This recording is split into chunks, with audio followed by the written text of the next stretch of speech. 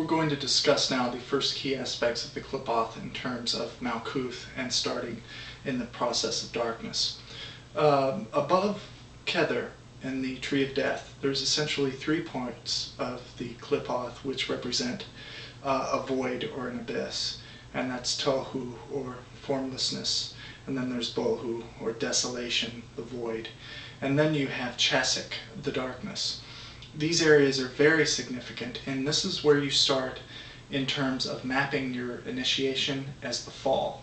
And you essentially, instead of ascending towards the angelic as you would in the Tree of Life, you descend into the demonic and you transform yourself and then ascend again. So you're actually getting 2 levels of power in doing this. The first is in Tohu and Bohu and Chesik. This is where you acknowledge who you are inside and what you want to transform and become as. If you have a drinking problem, you would take this time in working in these early spheres to understand why you do that. What happened in your life to make you like that? Or is it a genetic thing and it's just something that you have to work through? So you affirm your goals and what you want to achieve in that period of time. Okay, so in doing that, you move into Malkhuts, and Malkhuts is the black earth. One important thing I want to state before going on concerning the Qliphot is that you model your initiation in the form of the adversary. So you're essentially, just as the Gnostic Yaltabroth, you're transforming yourself in many different forms and understanding your being in many different aspects and considerations. So you're going to utilize a lot of balance, and you're going to require a lot of discipline to move through these spheres. One thing you do not want to do is to utilize Christian invocations. That is one of the worst things you can do because it's self-degrading. To utilize Christian prayers and working with the demonic is to acknowledge the Christian associations and paradigm therein. So it's very important as a Luciferian, or even a Satanist, or however you want to mix it up, that you have to utilize the Luciferian calls or the affirmations of self as the most important thing in your invocations. Your words of power should be words that you associate subconsciously with points of power. You're essentially announcing your divinity in every ritual you do. In the Bible of the Adversary, there are several rituals that are designed and work through utilizing ancient words of power in terms of the adversary in both Lilith and Samael. And you're actually utilizing those powers, those rebellious powers, as a form of yourself. So you're self-affirming your divinity and your goal to divinity, which is ever transforming. So it's very important.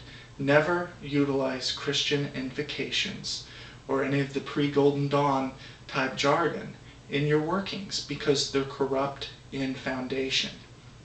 In this modern age and in times of study and learning, we can acknowledge that those things had their use in the time that they were in, but were flawed in design.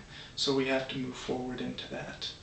Starting in Earth and Malkhuts, we have the 5 accursed nations, and those symbolize basically children of Belial, tribes of the earth that create war.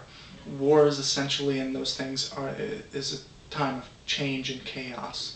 So understanding that within yourself is very important. Associated with the hell is Ginahim, or the place of burning, where the dead were tossed in Israel. Here, it's very important to understand that the Infernal Union Sigil, or what the Church of Satan calls the symbol of Baphomet, except it has Samael and Lilith written within it, is probably the most important symbol of a Luciferian in this early stage, because it represents the union of opposites. And this is associated with what Crowley called the Babylon and the Beast. So the Sigil of Infernal Union has deep meaning in that it's encircled by Leviathan. Leviathan is the timeless serpent or dragon of the ocean. And if you look to symbolism of Leviathan, he has glowing eyes, so he's very illuminated and very intelligent. but he's a timeless spirit. And you actually move through that in your initiation. You have Samael, the masculine, the matter. Okay, this is the form rising from the sea, the beast. And then you have Lilith, which is the fiery serpent which inspires and utilizes sexuality and all those things to become who you are. So when you put all those together, you create Baphomet, the black head of wisdom, or Cain, the first Satanist and witch, depending on how you look at it.